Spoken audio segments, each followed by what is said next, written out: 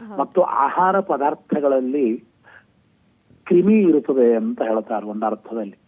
ನೋಡಿ, ಗ್ರಹಣದ ಸಂದರ್ಭದಲ್ಲಿ ನಾವು ಊಟ ಮಾಡಿಬಿಟ್ರೆ ಆರೋಗ್ಯದ ಮೇಲೆ ಬಹಳ ತೊಂದರೆ ಆಗುತ್ತೆ.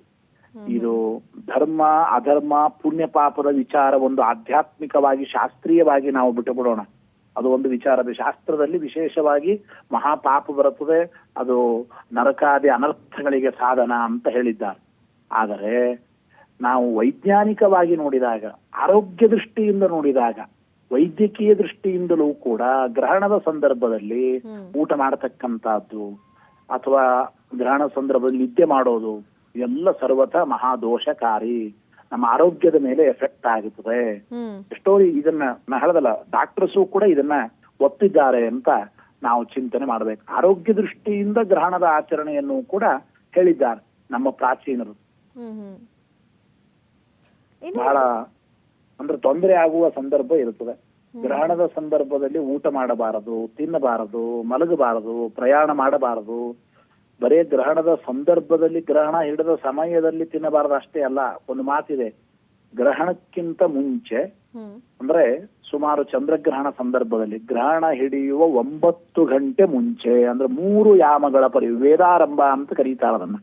3 ಯಾಮ ಅಂದ್ರೆ 9 ಗಂಟೆ ಮುಂಚೆ ಸರ್ವಥ ತಿನ್ನಬಾರದು. ಯಾತಕ್ಕೆ ಅಂತಂದ್ರೆ ಗ್ರಹಣದ ಸಂದರ್ಭದಲ್ಲಿ ಹೊಟ್ಟೆಯಲ್ಲಿ ಆಹಾರ ಇರಬಾರದು, ಹೊಟ್ಟೆ ಶುದ್ಧವಾಗಬೇಕು. ಹೌದೋ ಇಲ್ಲ? ಅಂದ್ರೆ ಮಲಮೂತ್ರಗಳ ವಿಸರ್ಜನೆ ಮಾಡಬಾರದು ಸರ್ವಥ ಗ್ರಹಣ ಸಂದರ್ಭದಲ್ಲಿ. ಮಲಮೂತ್ರ ವಿಸರ್ಜನೆ ಯಾವಾಗ ಆಗುತ್ತದೆ? ನಾವು ಏನಾದ್ರೂ ತಿಂದ್ರೆ, ಹೊಟ್ಟೆಯಲ್ಲಿ ಆಹಾರ ಇದ್ರೆ ಅದಕ್ಕೆ 9 ಗಂಟೆ ಮುಂಚೆನೆ ಹೊಟ್ಟೆಯಲ್ಲಿ, ಅಂದ್ರೆ ನಾವು ಉಪವಾಸದಿಂದ ಇದ್ದಾಗ ಈಗ ನೋಡಿ, ಒಂದು ಆಪರೇಷನ್ ಮಾಡುವಾಗ ಡಾಕ್ಟರ್ ಏನು ತಿನ್ನಬಾರದು ಅಂತ ಹೇಳ್ತಾರೆ, ಉಪವಾಸ ಇರಬೇಕು. ರಕ್ತವನ್ನು ತೆಗೆದುಕೊಳ್ಳುವಾಗ ಅಥವಾ ನಾವು ಈಗ ಸ್ಕ್ಯಾನ್ ಮಾಡ್ತೇವೆ, ಅದು ಇದು ಮಾಡ್ತೇವೆ, ಹೊಟ್ಟೆಯಲ್ಲಿ ಆಹಾರ ಇರಬಾರದು ಅಂತ ಹೇಳ್ತಾರೋ ಇಲ್ಲ ಆರೋಗ್ಯ ದೃಷ್ಟಿಯಿಂದ.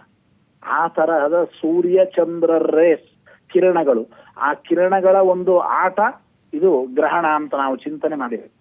ಸರ್ವಥಾ ಹೊಟ್ಟೆಯಲ್ಲಿ ಆಹಾರಗಳು ಇರಬಾರದು ಅಂತ ನಾವು ತಿಳಿಯಬೇಕು. ಇನ್ನು ಗುರುಜಿ, ಇನ್ನು ಇದ್ರ ಬಗ್ಗೆ ಕೇಳೋದಾದ್ರೆ, ಈಗ ಬರೀ ಕಣ್ಣಿನಿಂದ ಹಾಗಾದ್ರೆ ಚಂದ್ರವನ್ನ ವೀಕ್ಷಣೆ ಮಾಡ್ಬೋದು? ಯಾಕಂತ ಹೇಳಿದ್ರೆ ಇದರಿಂದ ಏನಾದ್ರೂ ಮಾನಸಿಕವಾಗಿ ಏನಾದ್ರೂ ತೊಂದರೆಗಳಾಗತ್ತಾ? ಬರೀ ಕಣ್ಣಿಂದ ನೋಡಬಹುದಾ ಈ ಒಂದು ಗ್ರಹಣವನ್ನ? ಸಾಮಾನ್ಯವಾಗಿ ಬರಿಗಣ್ಣಿಂದ ನೋಡಬಾರದು ಅಂತ ವಿಜ್ಞಾನಿಗಳು, ಡಾಕ್ಟರ್ಸ್ ಎಲ್ಲ ಹೇಳ್ತಾರೆ. ಶಾಸ್ತ್ರ ಪ್ರಕಾರ ನಾವು ಚಿಂತನೆ ಮಾಡೋದಾದ್ರೆ ಗ್ರಹಣವನ್ನ ಅಂದ್ರೆ ನೋಡಬಾರದು.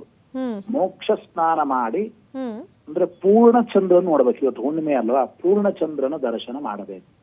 ಯಾಕೆಂದ್ರೆ ಒಂದು ಮಾತಿದೆ, ಅಂದ್ರೆ ನಮ್ಮ ಚಂದ್ರನಿಗೆ ತೊಂದರೆ ಆದಾಗ ನಾವು ನೋಡಿ, ಅಂದ್ರೆ ಕೇವಲ ಪ್ರಾಕೃತಿಕವಾಗಿ ಏನೋ ಇದೊಂದು ವಿಶೇಷವಾದ ಪ್ರಕೃತಿಯ ಒಂದು ಆಟ ವೈಭವ ನೋಡ್ತೇವೆ ಅಂತ ಅಂತಾರೆ. ಆದ್ರೆ ಶಾಸ್ತ್ರೀಯ ದೃಷ್ಟಿಯಿಂದ ಸರ್ವಥ ಅಂದ್ರೆ ನೋಡ್ಲೇಬಾರದು ಅಂತ.